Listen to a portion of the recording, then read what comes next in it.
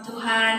Puji Tuhan, pada saat ini kita masih bersama-sama dapat beribadah dalam ibadah raya kita. Walaupun masih dalam ibadah online, tetapi kita bersyukur kita masih dapat beribadah, dapat memuji Tuhan. Dan kita percaya Tuhan hadir di tempat ini, dan Tuhan juga hadir di tempat Bapak Ibu Saudara-saudari saat ini. Tuhan menyatakan kasih-Nya, menyatakan berkat-Nya bagi kita semua. Baiklah Bapak Ibu Saudara-saudari, mari kita akan mulai ibadah kita. Kita akan nyanyikan satu pujian, Mengalirlah Kuasa Roh Kudus. Kita angkat pujian ini bersama-sama. Yang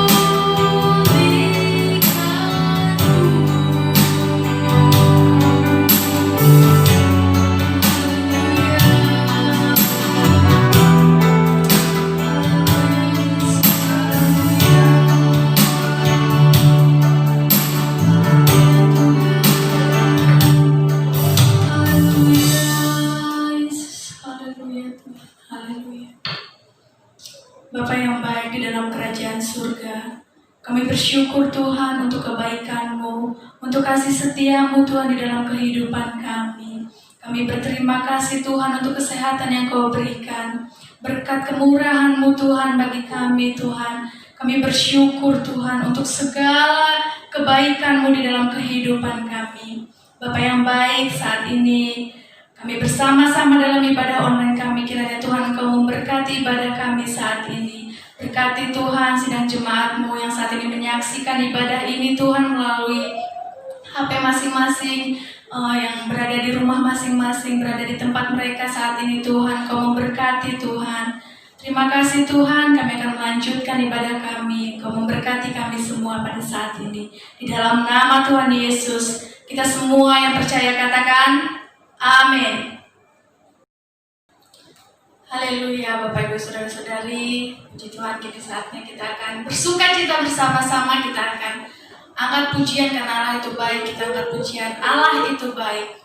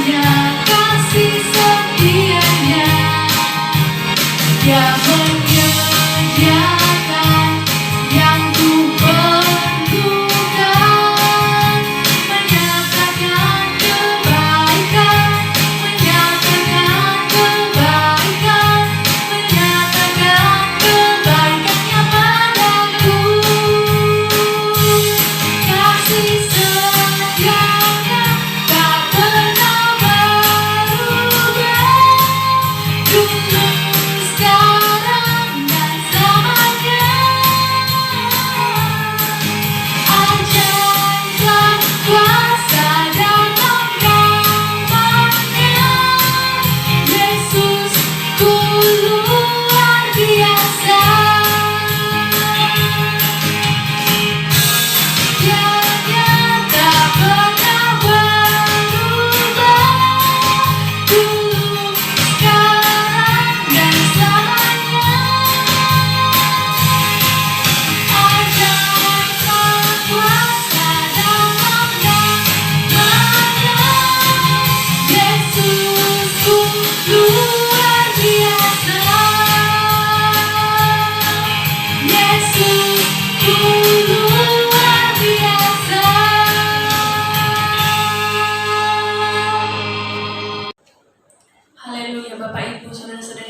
kasih di dalam Tuhan, mari kita siapkan hati kita akan mendengarkan firman Tuhan pada saat ini. Kita akan angkat satu pujian, kusiapkan hatiku Tuhan.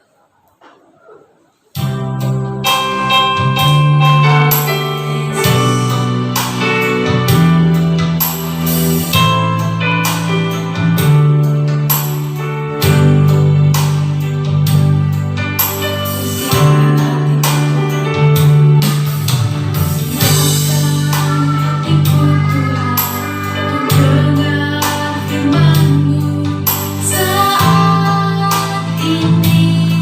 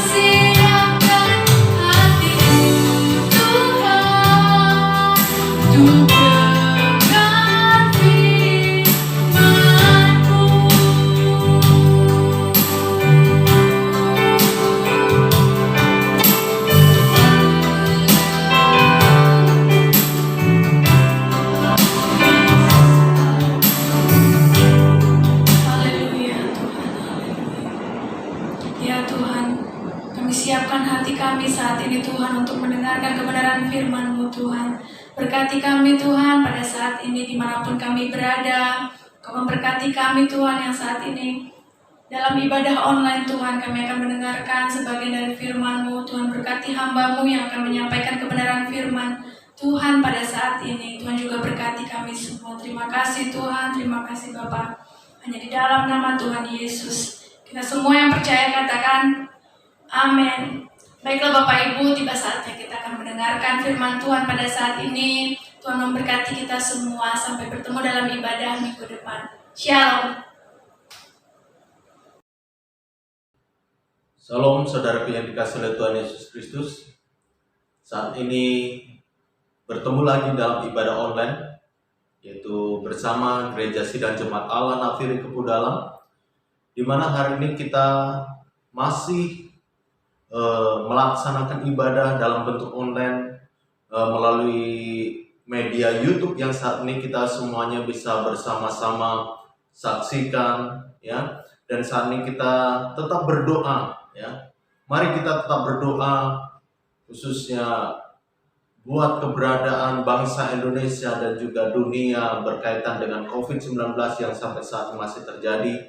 Kita tetap berdoa supaya semuanya cepat berlalu dan kita boleh kembali beribadah tidak dalam bentuk online, tetapi kita bisa bersama-sama bertatap muka, kita bisa bersama-sama hadir di rumah Tuhan ataupun di gereja Tuhan, sehingga kita bisa beribadah bersama-sama seperti dulu, ya. Kita bisa berkumpul, tetapi oleh karena pandemi COVID-19 yang masih terjadi saat ini, kita tahu akhirnya ibadah kita bisa kita lakukan dalam bentuk online yang saat ini seperti kita bisa adakan.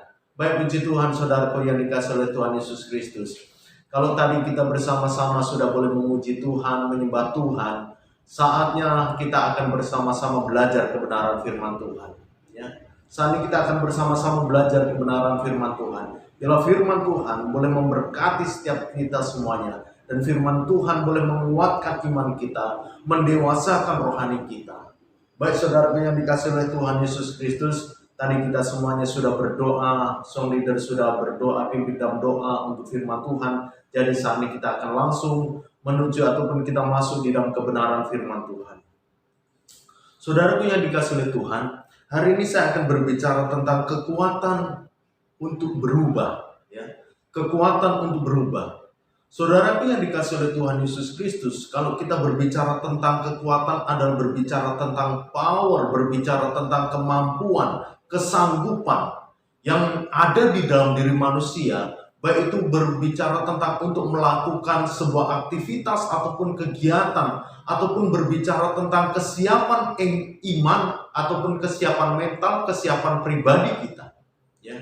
Di sini kalau kita melihat berbicara tentang kekuatan untuk berubah, maka di sini ada power, ada kesiapan, ada kesanggupan untuk di dalam diri manusia untuk berubah. Ya. Perubahan bisa terjadi di dalam diri manusia itu baik, bisa berubah menjadi lebih baik, tetapi juga manusia bisa juga berubah menjadi lebih buruk. Jadi perubahan ini bisa membawa manusia untuk berubah lebih baik ataupun berubah menjadi buruk, lebih buruk. Ya.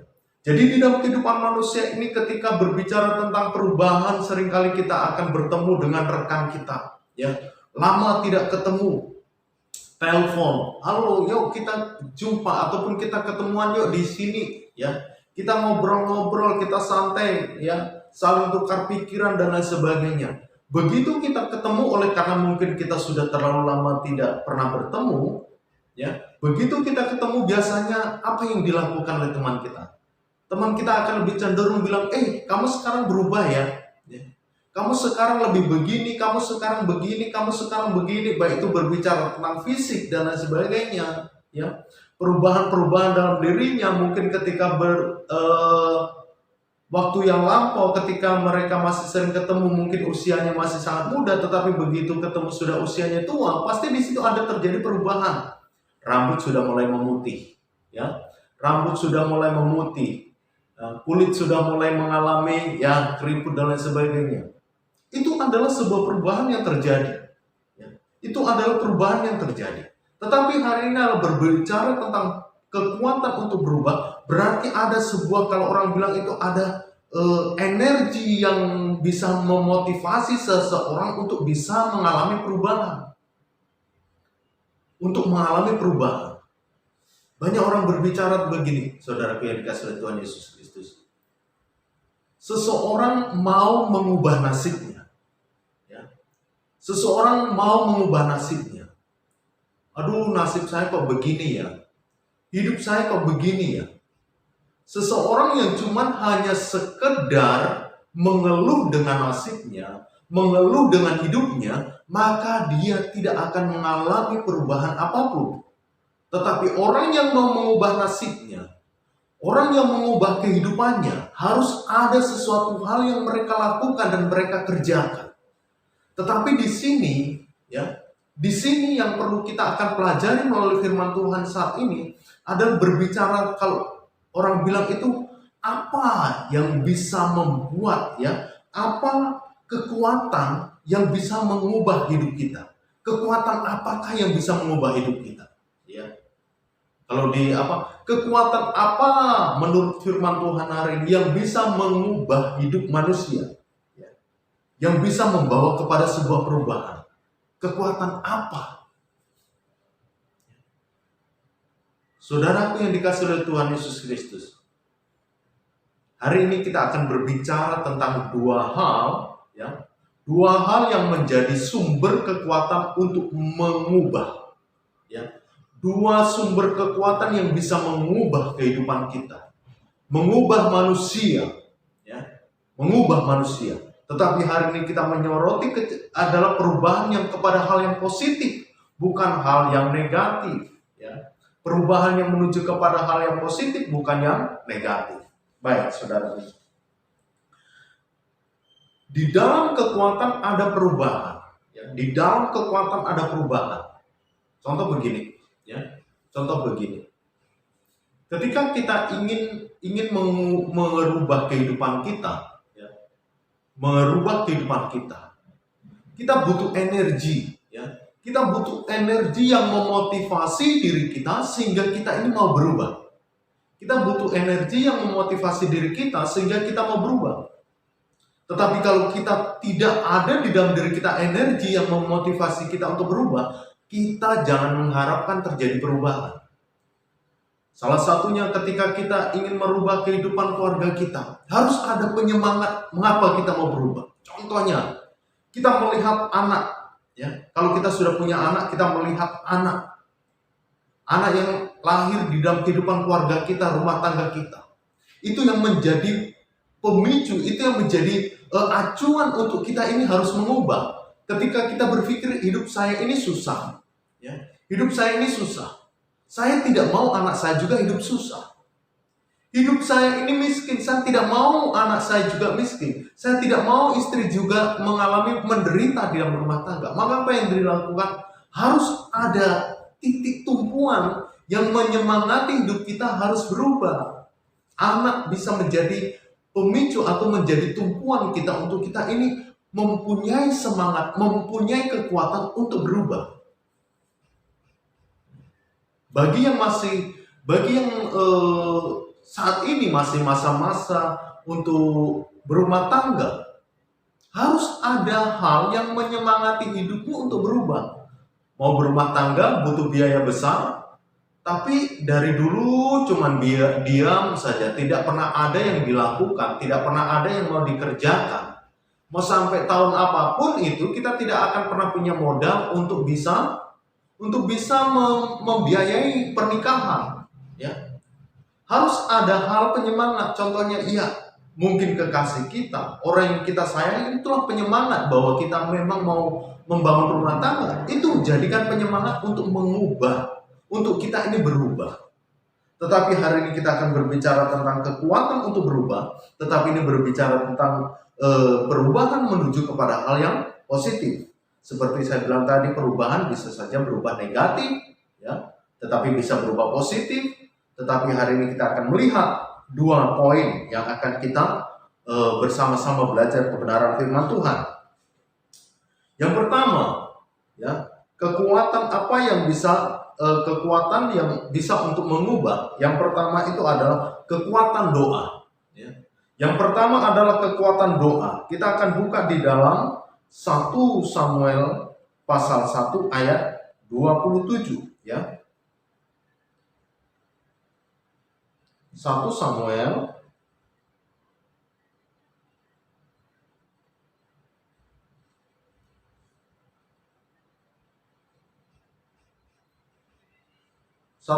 pasal 1 ayat 27. Saya akan bacakan kebenaran firman Tuhan saat ini. 1 Samuel pasal 1 ayat 27.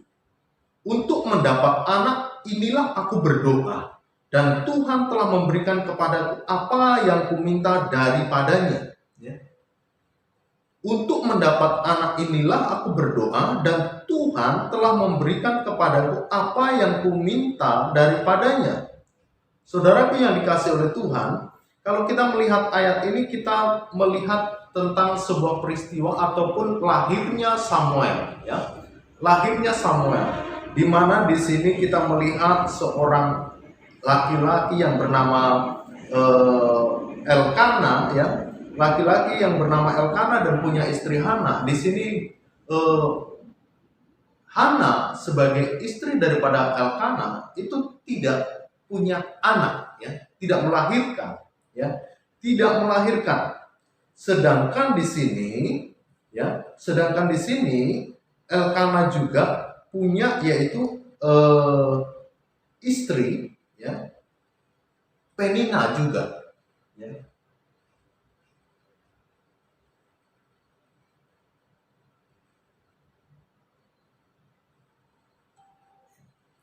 Di sini kita bisa melihat bahwa Elkana mempunyai 2 istri. Yang pertama itu istrinya adalah Hana, ya, yang tidak melahirkan. Yang kedua adalah Penina, sedangkan Penina ini memiliki anak, ya. Penina ini memiliki anak. Dan di dalam tradisi bangsa Yahudi ataupun tradisi bangsa Israel, bahwa memiliki anak adalah merupakan kehormatan. Memiliki anak adalah berbicara tentang generasi penerus ataupun mengangkat martabat kehidupan keluarga itu sendiri. Dan di sini juga ketika seseorang ataupun wanita yang tidak melahirkan anak akan dipandang hina. Nah, oleh karena situasi seperti ini kita bisa melihat bagaimana perasaan Hana ketika dirinya tidak mempunyai anak, sedangkan Penina istri daripada Elkana yang satunya itu melahirkan anak. Tentu terjadi kecemburuan, tentu terjadi keirian. Bisa jadi si Elkana lebih membanggakan Penina karena di dalam diri Penina ada penerus daripada Elkana, sedangkan dari Hana tidak ada. Disinilah kita bisa melihat bagaimana Hana, ya, Hana yang seringkali dicemooh, seringkali mungkin dipandang sinis oleh Penina. Di sini mungkin kita bisa tahu perasaan Hana ketika dia harus dicemooh, harus dipandang sinis oleh Penina, ya, oleh karena Hana tidak mempunyai anak. Pasti seorang wanita ini akan merasakan tertekan hidupnya. Pasti seorang wanita ini akan merasa tertekan hidupnya, merasa sakit hati oleh karena dihina, oleh karena pandangan sinis orang lain. Tetapi di sini kita bisa melihat menurut firman Tuhan, di sini kekuatan untuk berubah itu yang pertama adalah doa. Kita bisa melihat Hana, ya. Hana yang tidak memiliki anak, tetapi di sini ketika dia datang berdoa kepada Tuhan, berdoa memohon kepada Allah, maka di situ Allah mengabulkan permintaannya, yaitu apa? Tuhan mengaruniakan kepada Hana seorang anak laki-laki, sehingga Hana mengandung dan melahirkan Samuel. Dan hal yang sangat-sangat mungkin miris adalah ketika Hana sedang berdoa di rumah Allah, di bait Allah, apa yang terjadi? Di situ seorang imam Eli, justru dia melihat, ya, memandang bahwa Hana ini jangan-jangan mabuk, ya. seorang imam, ya, seorang imam yaitu Imam Eli ketika melihat Hana yang sedang berdoa di rumah Tuhan, ya, sedang berdoa di rumah Tuhan. Imam Eli melihat, mengamat-amati Hana ini sedang berdoa dengan mulut yang cuma bergerak saja, tetapi tidak mengeluarkan suara, sebab di sini menurut firman Tuhan dikatakan bahwa Hana berdoa di dalam hati, ya, berdoa di dalam hati. Jadi berdoanya itu tidak perlu mengeluarkan suara keras-keras, tetapi hatinya sedang berkomunikasi dengan Tuhan, hatinya sedang berbicara kepada Tuhan. Ya. Banyak kan kita orang-orang zaman sekarang juga seperti itu. Ketika berdoa, ada orang yang berdoa itu dengan suara keras, dengan ekspresi suara keras, dengan suara yang nyaring, bahkan ada yang cuma sekedar dengan suara lirih. Tetapi di sini Hana berdoa di dalam hati, dan di zaman sekarang juga banyak orang yang berdoa di dalam hati, ya, berdoa di dalam hati. Jadi doanya tidak mesti diperdengarkan kepada orang di sekitarnya, ya. Tetapi dia berdoa adalah berbicara tentang hatinya yang sedang berkomunikasi, sedang berbicara kepada Tuhan. Disinilah kita bisa melihat bahwa Hana, oleh karena dia merasa sakit hati karena dihina oleh Penina, ya, dia sampai merasa sedih, dia sampai nangis oleh karena selalu dihina, ya. Tetapi hal yang luar biasa adalah Elkana sebagai suaminya justru selalu menguatkan Hana, ya. Kenapa kamu bersedih? Tidak perlu engkau bersedih. Bukankah aku ini lebih berharga daripada 10 anak laki-laki? Disinilah peran daripada seorang suami yang melihat kesedihan istrinya. Di situ dia justru memotivasi, menguatkan supaya Hana itu tetap tabah dan kuat, ya, tetap tabah dan kuat. Sehingga di sini Elkana berperan untuk menenangkan kesedihan, kegundahan hati istrinya. Hingga pada suatu hari ketika Hana sedang pergi ke rumah Tuhan, ya, setiap tahun mereka pergi ke rumah Tuhan untuk berdoa. Apa yang terjadi? Di sini Hana sedang berdoa dengan sungguh-sungguh, memohon kepada Tuhan. Bahkan dia bernazar kepada Tuhan, yaitu di dalam ayat 11. Kemudian bernazarlah ia, katanya, Tuhan semesta alam, jika sungguh-sungguh engkau memperhatikan sengsara hambamu ini, dan mengingat kepadaku, dan tidak melupakan hambamu ini, tetapi memberikan kepada hambamu ini seorang anak laki-laki, maka aku akan memberikan dia kepada Tuhan untuk seumur hidupnya, dan pisau cukur tidak akan menyentuh kepalanya. Di sini ada nazar yang diucapkan oleh Hana, kalau engkau Tuhan memberikan anak pun tidak asal sekedar anak, tetapi di sini anak laki-laki. Jadi spesifik, ya, spesifik. Jadi nggak hanya Tuhan berikan saya seorang anak, enggak. Tetapi di sini spesifik sekali bahwa anak laki-laki. Jika Tuhan mengabulkan doaku, jika Tuhan mengabulkan doa Hana, maka Hana bernazar anaknya akan diberikan untuk Tuhan. Maksudnya diberikan ini adalah serahkan kepada Tuhan untuk melayani Tuhan, ya, untuk melayani Tuhan seumur hidupnya. Bahkan pisau cukur pun tidak mengenai kepalanya. Begitu luar biasanya doa itu. Doa yang diucapkan oleh Hana ini untuk apa? Untuk mengubah sengsaranya, ya. Ayat 11 dikatakan, kemudian bernazar ia, katanya, Tuhan semesta alam, jika sungguh-sungguh engkau memperhatikan sengsara hambamu. Jadi Hana ini dalam keadaan sengsara, oleh karena hatinya selalu tersakiti oleh orang-orang yang memandang sinis kepadanya. Disitulah dia berdoa kepada Tuhan, supaya Tuhan memberikan seorang anak. Supaya Tuhan mengaruniakan seorang anak di dalam kehidupannya. Dan di sini doa yang disampaikan ataupun diucapkan oleh Hana itu dikabulkan oleh Tuhan, sehingga Hana mengandung dan melahirkan seorang anak laki-laki, yaitu Samuel. Samuel adalah anak yang diminta oleh Hana dengan penuh kesungguhan, dengan doa. Di sini kita bisa melihat bahwa peranan doa itu menjadi sebuah energi, menjadi sebuah kekuatan untuk mengubah kehidupan daripada Hana. Jadi saudaraku yang dikasihi oleh Tuhan, dari peristiwa ini kita harusnya tahu, menyadari bahwa kekuatan doa ini mampu mengubah hidup kita. Mampu mengubah hidup kita dari yang mungkin kita hidup menderita, dari yang mungkin kita hidup susah, dari mungkin yang kita hidup di dalam perekonomian yang mungkin bermasalah. Kita bisa diubah melalui doa kita, yaitu doa yang sungguh-sungguh. Doa yang sungguh-sungguh. Bukan doa asal-asalan, tapi doa yang sungguh-sungguh itu bisa membawa perubahan di dalam kehidupan kita. Ketika seseorang sedang sakit, mungkin untuk pembiayaan begitu mahal dan luar biasa. Apa yang bisa dilakukan oleh orang itu adalah berdoa. Berdoa itu tidak butuh modal, tidak butuh duit, mesti keluar duit baru apa? Tidak perlu. Doa itu adalah berbicara tentang pribadimu dengan Tuhan. Siapa saja orang yang sedang sakit berdoa secara pribadi kepada Tuhan, Tuhan dengar.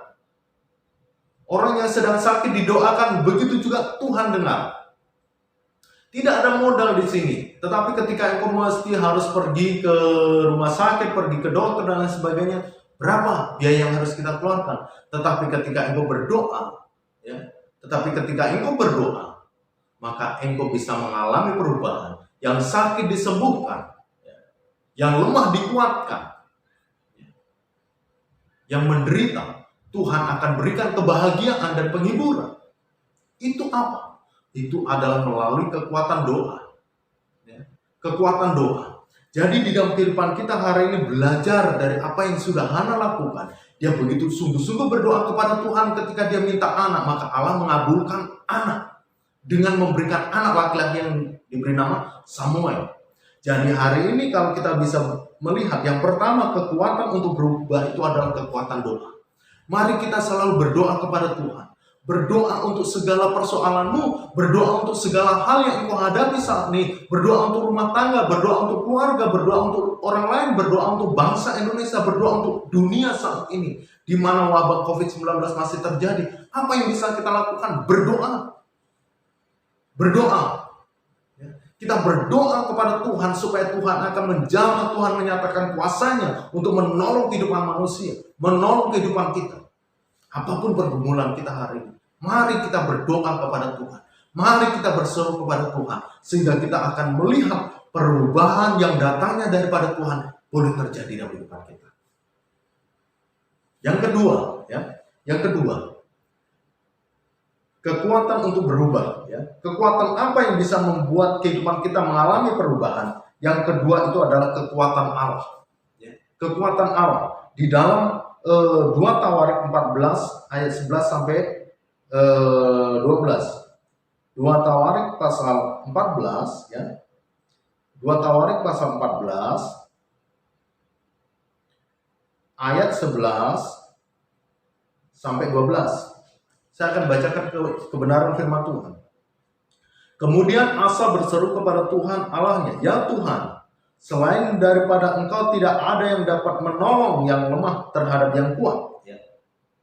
Tolonglah kami ya Tuhan Allah kami, karena kepadamu-lah kami bersandar dan dengan nama-Mu kami maju melawan pasukan yang besar jumlahnya ini.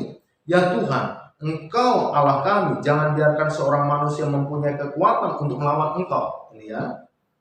Ayat 12, dan Tuhan memukul kalah orang-orang Ethiopia itu di hadapan Asa dan Yehuda. Orang-orang Ethiopia itu lari. Ya. Kalau kita melihat ayat ini, saudaraku yang dikasihi oleh Tuhan, ya. Kalau kita melihat ayat ini, kita bisa melihat bagaimana kekuatan Allah dinyatakan kepada siapa? Kepada Raja Asa. Ya. Di mana Raja Asa mengalami sebuah keadaan yang sangat gawat, kalau orang bilang keadaan yang sangat genting ketika orang-orang Ethiopia datang untuk menyerang kerajaan Asa. Di sini tidak ada lagi yang bisa diandalkan oleh Asa.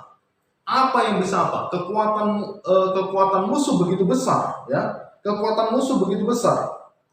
Sedangkan kekuatan Ethiopia itu luar biasa sekali. Ya. Kekuatan Ethiopia itu luar biasa sekali. Kalau kita bisa melihat bahwa Yehuda itu 300.000, ya, Benyamin 280.000, jadi cuma 580.000. Sedangkan Zerah, ya, Ethiopia itu 1 juta. Bayangin saudaraku yang dikasih Tuhan. Ya.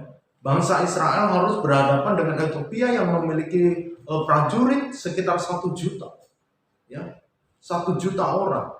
Di sini tidak ada kekuatan manusia yang bisa mengalahkan, tetapi di sini Asa punya kekuatan yang bisa mengubah semuanya, yang tidak mungkin menjadi mungkin. Yaitu apa? Kekuatan Allah bisa mengubah semuanya. Jadi di sini ayat ini memberitahukan kepada kita betapa luar biasanya Allah yang kita sembah. Betapa dasarnya Allah yang kita sembah. Ya. Ketika seseorang dengan sungguh-sungguh mengandalkan Allah, maka Allah akan turun tangan untuk menolong orang itu. Jadi mari kita sebagai orang-orang yang percaya katanya punya Allah, mari kita andalkan Allah untuk menolong kehidupan kita. Jangan mengandalkan diri kita manusianya. Manusia itu kekuatannya terbatas. Manusia punya kelemahan. Tetapi di sini kita punya Allah yang memiliki kemahakuasaan. Maha dan maha. Ya. Kita manusia ini banyak kelemahannya, banyak kekurangannya. Tetapi Allah yang kita sembah ada Allah yang memiliki kekuasaan. Allah yang dasar, Allah yang luar biasa, Allah yang sanggup menolong kehidupan kita. Kenapa kita tidak meminta bantuan? Kenapa kita tidak meminta tolong kepada Allah yang kita sembah? Seringkali manusia itu seperti ini. Katanya punya Allah, katanya punya Tuhan. Tetapi seringkali Allah ataupun Tuhan itu dikesampingkan, disisihkan. Oleh karena apa? Oleh karena pemikiran manusia. Ya. Kadang manusia itu percaya kepada Allah, tetapi kadang logikanya terlalu lebih dominan. Ya. Sehingga seringkali ketika logika manusia itu lebih dominan dalam dirinya, apa yang terjadi? Seringkali itu membuat manusia mengesampingkan Tuhan ataupun mengesampingkan Allah. Katanya mereka punya Tuhan, mereka katanya punya Allah, tetapi seringkali yang dilakukan, seringkali apa yang dia kerjakan selalu mengandalkan apa yang ada di dalam pemikirannya sendiri. Itu sering terjadi. Ya, itu sering terjadi. Manusia yang punya Tuhan ataupun manusia yang punya Allah, harusnya manusia itu di dalam segala hal selalu berdoa, selalu memohon supaya kekuatan Allah, pertolongan Allah nyata di dalam kehidupan kita. Asa di dalam, mungkin ini udah namanya Asa, mungkin bisa saja Asa ini putus asa juga. Kenapa? Oleh karena dia harus berhadapan dengan jumlah tentara yang begitu luar biasa, jumlah tentara Ethiopia yang luar biasa, sampai jutaan gitu. Mungkin Asa ini sebenarnya orang yang putus asa. Sudah tidak tahu lagi. Kalau mungkin zaman sekarang luar biasa saudara. Zaman sekarang ada telepon, halo, negara ataupun kerajaan saya diserang. Ya. Kerajaan saya mau diserang oleh kerajaan lain. Tolong minta bantuan. Kita kan dari bapakku ataupun dari raja pertama sampai aku kan selalu kita ini berteman. Ya. Jadi minta tolong. Sekarang bisa, ataupun mungkin sekarang ini untuk mengarahkan masa tinggal aja pakai WA, WhatsApp. Ya. Besok kita akan datang ke sini ya. Ya. Begitu juga Asa, ya. Asa yang mungkin saat itu sudah putus asa, tetapi di dalam ketidakmampuan, di dalam ketidaksanggupan, dia selalu berpikir rasional, dia berpikir jernih, dia menyadari bahwa dia itu punya Allah, dia menyadari dia punya Tuhan, jadi dia tahu di dalam keputusasaan, di dalam ketidakmampuannya, di dalam ketidaksanggupannya dia punya Allah. Maka dia tahu bahwa Allah itu adalah Allah yang hidup, Allah itu Allah yang sanggup, Allah itu Allah yang mampu melakukan perbuatan besar, perbuatan yang luar biasa. Maka dia meminta kekuatan Allah untuk menolong bangsa Israel. Apa yang terjadi saudara yang dikasihi Tuhan? Ya, apa yang terjadi? Di sini di dalam ayat 12, dan Tuhan Tuhan memukul kalah orang-orang Ethiopia itu di hadapan Asa dan Yehuda. Orang-orang Ethiopia itu lari. Bahkan di ayat 13 selalu dikejar oleh Asa dan laskarnya sampai ke Gerar. Dan orang-orang Ethiopia itu amat banyak yang tewas. Sehingga tidak ada yang tinggal hidup karena mereka hancur di hadapan Tuhan dan tentaranya. Orang-orang Yehuda memperoleh jarahan yang sangat besar. Kalau dihitung matematika, saudara, kalau dihitung matematikanya itu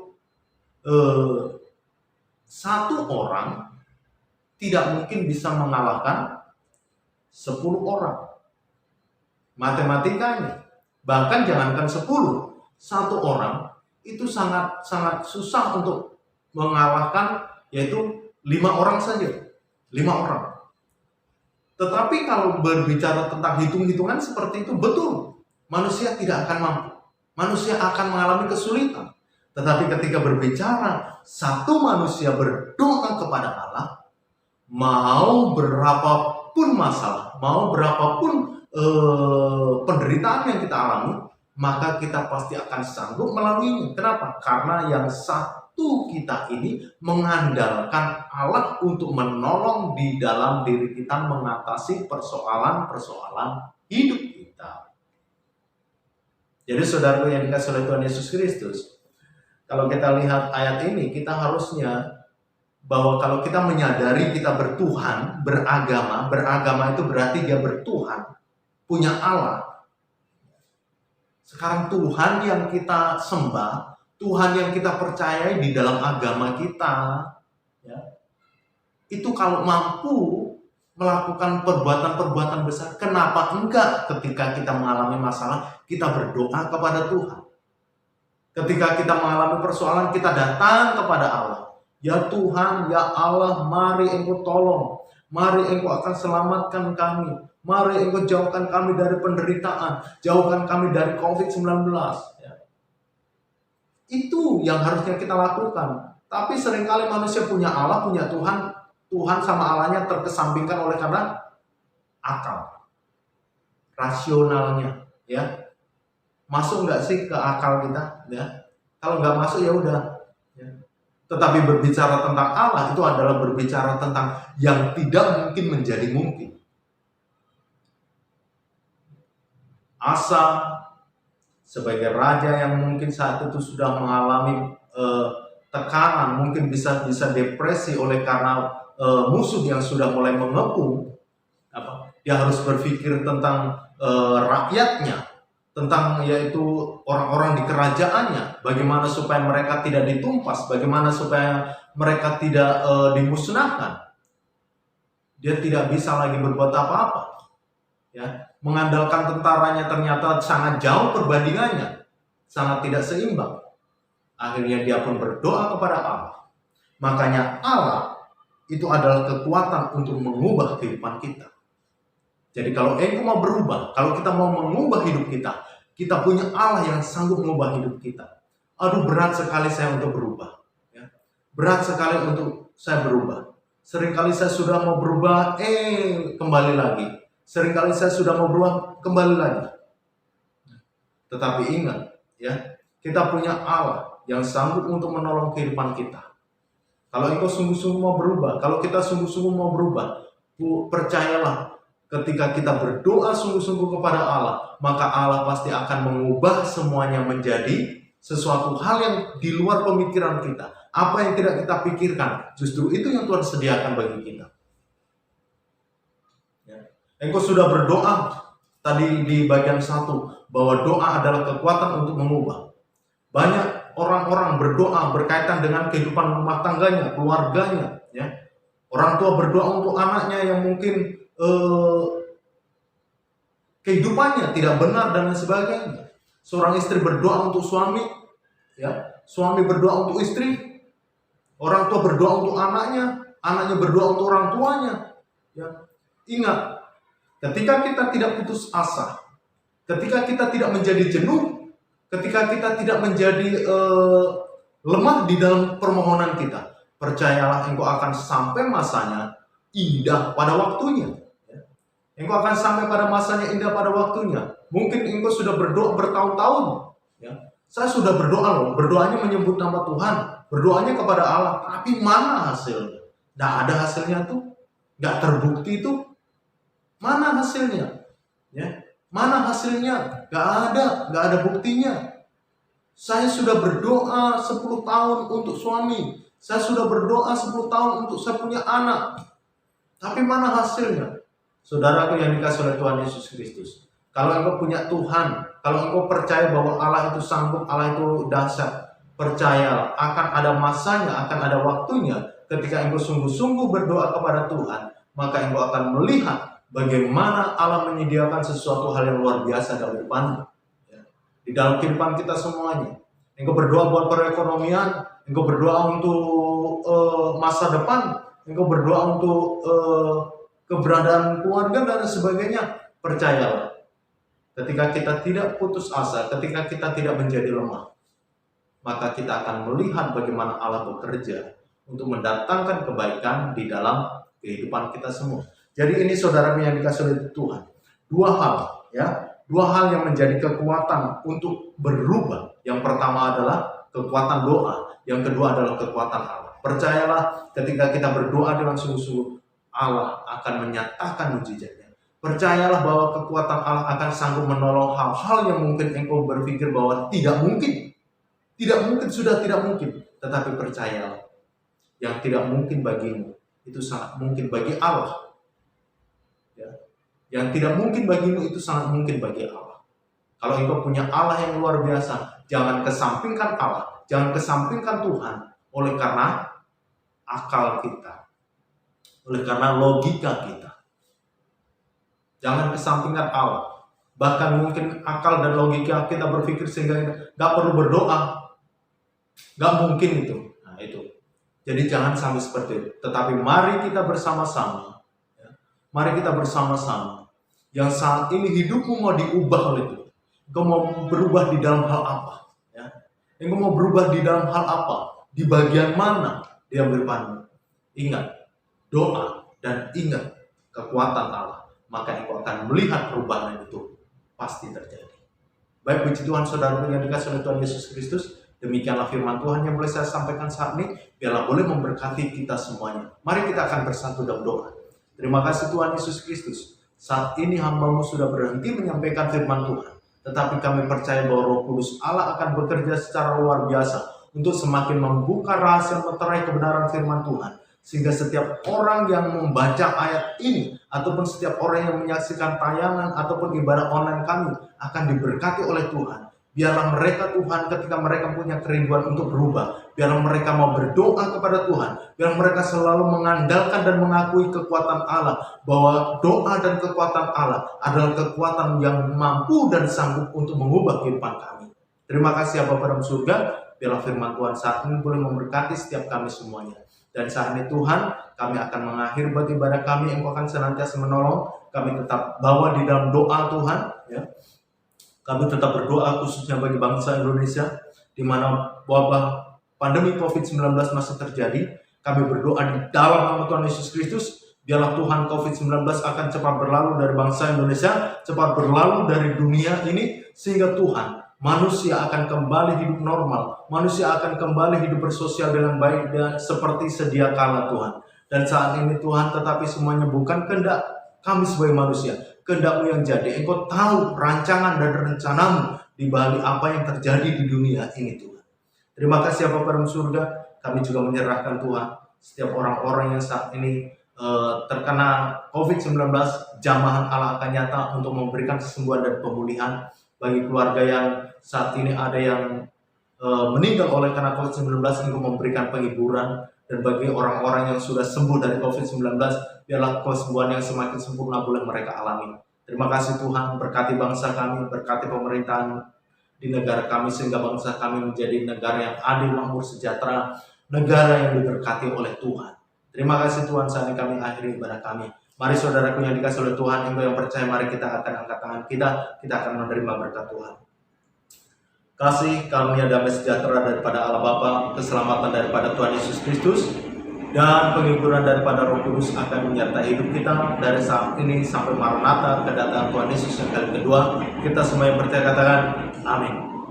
Baik, Puji Tuhan saudaraku yang dikasihi oleh Tuhan, demikianlah ibadah online kita hari ini. Dengan keadaan ataupun situasi COVID-19 yang masih terjadi ataupun masih melanda bangsa Indonesia, social distancing masih harus kita lakukan, pakai masker, jangan lupa cuci tangan, dan juga berkaitan dengan ibadah kita masih lakukan dalam bentuk online ya. Hal ini untuk memutus mata rantai penyebaran COVID-19, karena dengan berkumpulnya di dalam tempat ibadah, betul kita memang beribadah kepada Tuhan, tetapi kita juga harus punya hikmat ya, punya hikmat sehingga kita harus mematuhi protokol kesehatan, sehingga walaupun ibadah dalam bentuk online, tetapi percayalah hal ini tidak mengurangi bahwa kita bisa diberkati melalui firman Tuhan, diberkati melalui puji-pujian, dan kita akan ketemu kembali di dalam ibadah online yang akan datang. Tuhan Yesus memberkati. Shalom. Tuhan Yesus menolong kita. Amin.